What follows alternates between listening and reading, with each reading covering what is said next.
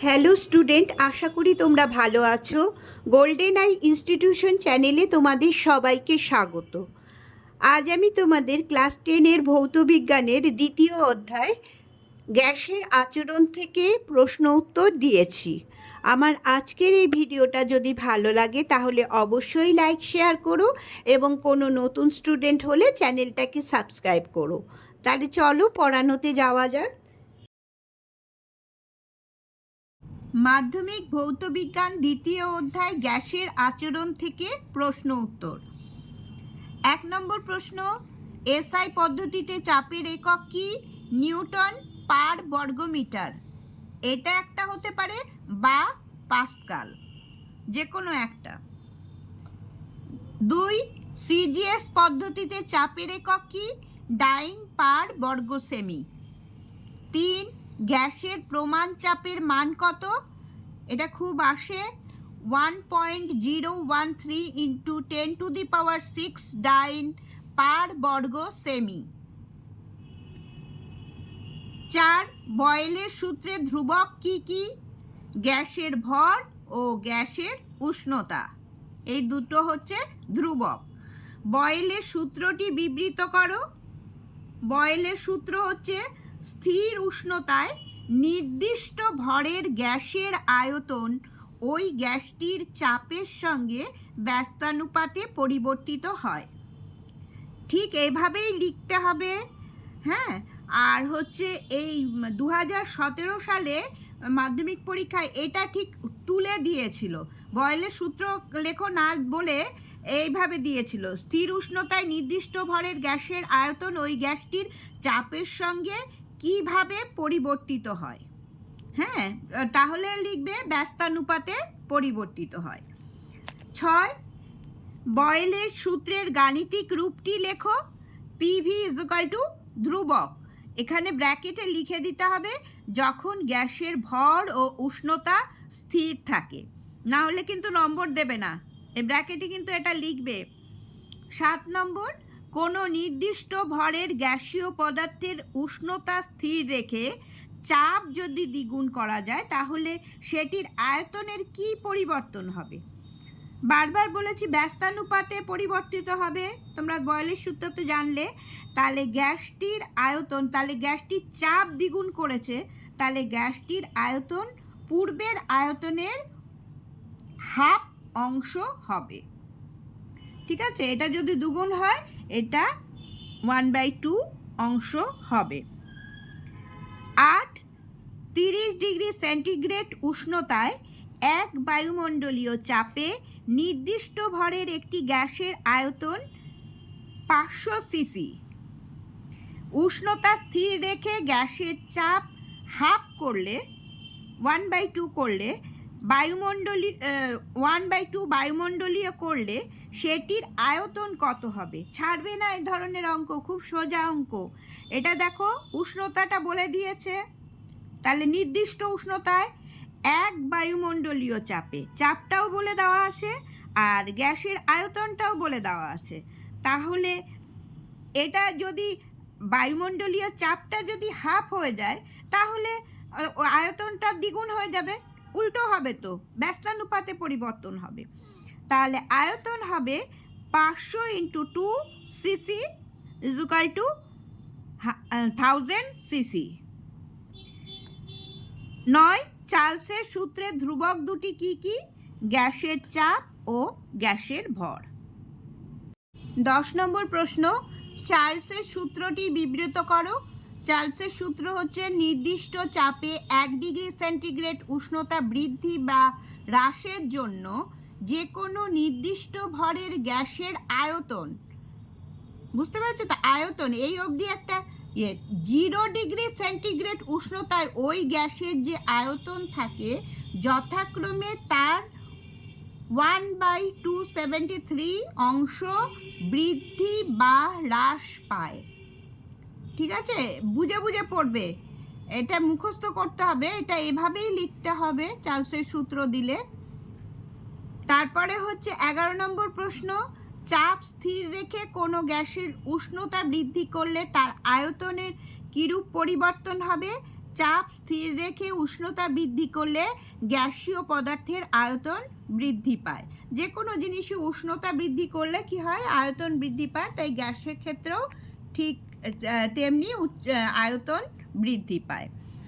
12 নম্বর, বয়েলের সূত্রের PV লেখচিত্রটি কিরূপ হয়? তাহলে এইটুকু যদি প্রশ্নটা হয় তাহলে লিখতে হবে সমপরাবৃত্তাকার হয়। মানে এই লেখচিত্রটা হচ্ছে সমপরাবৃত্ত। আর যদি বলে লেখচিত্রটি অঙ্কন করো তাহলে এইভাবে লিখতে হবে। এটা অক্ষগুলো ঠিকভাবে দেবে, দিয়ে এইভাবে সমপরাবৃত্তটা আঁকবে। যারা ভালো আঁকো তারা আরও সুন্দর করে আঁকবে, আর যারা তেমন আঁকতে পারো না আমার মতো আঁকলেও হবে। কিন্তু এই যে এগুলো লেখাগুলো কিন্তু ঠিক ঠিক দেবে, তাহলেই ফুল মার্কস পাবে। এই লেখাগুলো, তীর চিহ্নগুলো, চাপ এখানে P, এখানে আয়তন V, বয়েলের সূত্রের PV লেখচিত্র নিচে লিখবে, এদিকে তীর চিহ্নগুলো ঠিক করে দেবে। তারপরে 13 নম্বর প্রশ্ন দেখো, PVP লেখচিত্রটি কিরূপ হয়? লেখচিত্রটি আনুভূমিক অক্ষের সঙ্গে সমান্তরাল হয়। আনুভূমিক অক্ষ মানে এটার সঙ্গে সমান্তরাল হবে। হ্যাঁ, এটাও সেমভাবে একটু বেঁকে গেছে হয়তো। এই যে সোজা করে একদম এর সঙ্গে সমান্তরালভাবে আঁকবে, ঠিক আছে? তারপরে হচ্ছে এটা হচ্ছে যদি এটার ক্ষেত্রে যদি লেখচিত্রটি কিরূপ হয় অঙ্কন করো দেয় তাহলে এটা আঁকতে হবে। এখানে PV দেবে, এখানে P দেবে, আর এদিকে চিহ্নটা দেবে, এদিকে চিহ্নটা দেবে, আর অক্ষ দুটো আঁকবে। 15 নম্বর, পাস্কাল ও নিউটন পার মিটার স্কোয়ারের মধ্যে সম্পর্ক কি? 1 পাস্কাল সমান সমান 1 নিউটন মিটার স্কোয়ার, মানে একই ধরনের, একই তো ইউনিট। এটার 1 পাস্কাল মানে 1 নিউটন মিটার স্কোয়ার। 16 নম্বর প্রশ্ন, সেলসিয়াস স্কেলে পরম শূন্য উষ্ণতার মান কত? সেলসিয়াস স্কেলে পরম শূন্য উষ্ণতার মান -273 ডিগ্রি সেন্টিগ্রেড। 17, পরম শূন্য উষ্ণতায় আদর্শ গ্যাসের আয়তন কত? এটা মনে রাখবে, এটা খুব আসে প্রশ্নটা। পরম শূন্য উষ্ণতায় আদর্শ গ্যাসের আয়তন 0 হয়। 18, পরম স্কেলে 30 ডিগ্রি সেন্টিগ্রেড উষ্ণতার মান কত? পরম স্কেলে 30 ডিগ্রি সেন্টিগ্রেড উষ্ণতার মান, এবার এটাকে যদি সেন্টিগ্রেডকে যদি কেলভিনে পরিণত করতে হয় তাহলে তার সাথে 273 যোগ করতে হয়। তাহলে 273 যোগ 30 কে বা 303 কে। এখানে কিন্তু ডিগ্রি বসাবে না, কেতে কিন্তু ডিগ্রি বসে না, ঠিক আছে?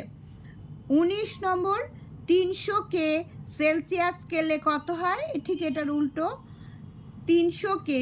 তাহলে এটাই যদি সেলসিয়াস থেকে কেলভিন থেকে সেলসিয়াসে করতে যাই তাহলে কি হবে? এবার 273 মাইনাস করতে হবে। তাহলে 300 মাইনাস 273 ডিগ্রি সেন্টিগ্রেড সমান 27 ডিগ্রি সেন্টিগ্রেড। 20 নম্বর, পরম স্কেলে জলের হিমাঙ্ক ও স্ফুটনাঙ্কের মান কত? এমনি সেন্টিগ্রেড স্কেলে তো জলের হিমাঙ্ক হচ্ছে 0 ডিগ্রি আর স্ফুটনাঙ্ক হচ্ছে 100 ডিগ্রি। তাহলে পরম স্কেলে জলের হিমাঙ্ক হচ্ছে 273 যোগ 0, জলের হিমাঙ্ক 0 ডিগ্রি, তাহলে 0 কেলভিন সমান সমান 273 কেলভিন। আর পরম স্কেলে জলের স্ফুটনাঙ্ক 273 প্লাস 100 কে সমান সমান 373 কে। 21 নম্বর, কোন বিজ্ঞানী উষ্ণতার পরম স্কেল উদ্ভাবন করেন? বিজ্ঞানী লর্ড কেলভিন। 22 নম্বর, আদর্শ গ্যাস সমীকরণটি লেখো। আদর্শ গ্যাস সমীকরণটি হলো PV = nRT। 23 নম্বর, সর্বজনীন গ্যাস ধ্রুবক কাকে বলে? PV is equal to NRT সমীকরণে এই আরকে সর্বজনীন ধ্রুবক বলে।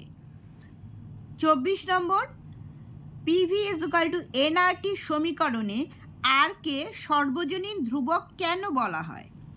এটা বলে হচ্ছে আর এর মান সব গ্যাসের ক্ষেত্রেই সমান, তাই আরকে সর্বজনীন ধ্রুবক বলে। এটা একসাথেও এই দুটো প্রশ্ন আসতে পারে, সর্বজনীন ধ্রুবক কাকে বলে এবং এর মানে তাকে কেন সর্বজনীন ধ্রুবক বলা হয়। 25, প্রমাণ উষ্ণতা কাকে বলে? 0 ডিগ্রি সেন্টিগ্রেড এবং 273 কেলভিনকে প্রমাণ উষ্ণতা বলে। 26 নম্বর প্রশ্ন, 30 ডিগ্রি সেন্টিগ্রেড এবং 300 কেলভিন এর মধ্যে কোন উষ্ণতাটি অধিক? তাহলে 300 কেলভিনকে একই ইউনিটে নিয়ে আসি, প্রথমে মানে সেন্টিগ্রেডে নিয়ে আসি।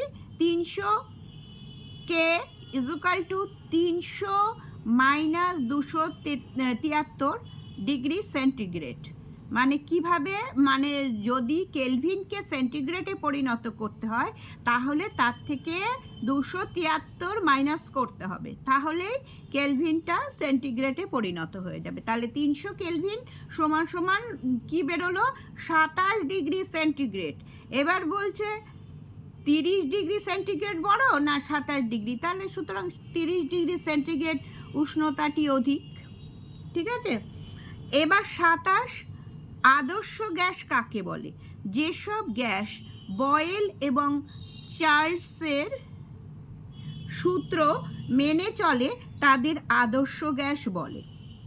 এটাও লেখা যাবে আবার, অথবা দিয়ে আমি আরেকটা লিখে দিয়েছি, যে সকল gas PV is equal to nRT সমীকরণটি মেনে চলে তাদের আদর্শ গ্যাস বলে।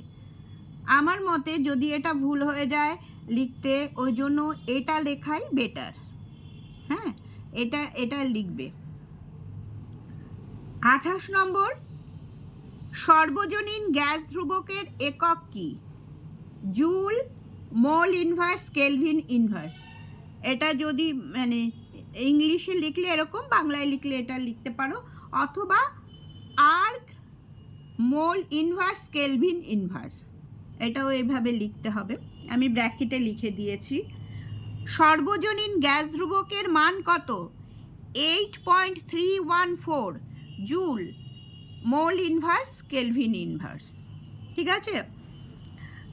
30 নম্বর প্রশ্ন, কোন অবস্থায় বাস্তব গ্যাস আদর্শ গ্যাসের মতো আচরণ করে?